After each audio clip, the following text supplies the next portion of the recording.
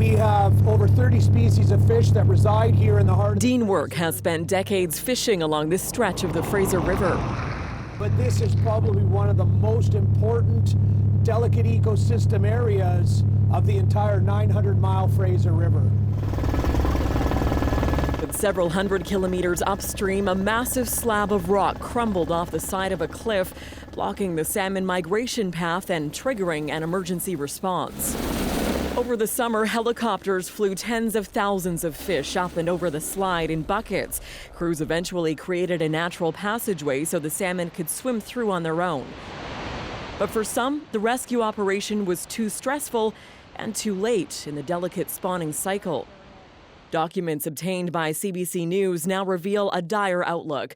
Government scientists believe there's a meaningful chance of extinction for 3 salmon runs. Others believe it'll be much worse. We're going to see not 3. We may see 10, 15, 20 of the runs potentially being driven into extinction.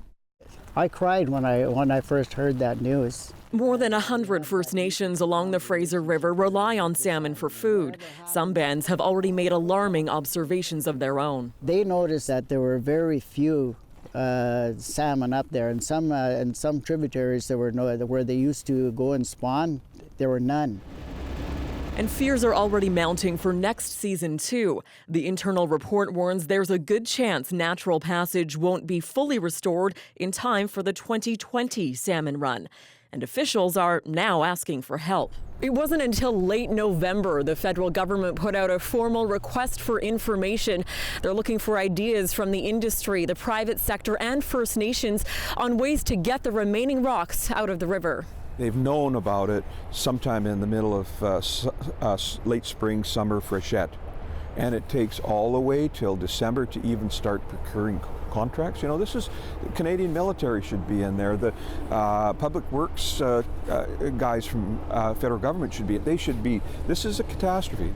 A catastrophe experts worry will spell the end for salmon stocks already knocked to their knees by Mother Nature. Tanya Fletcher, CBC News, Chilliwack, BC.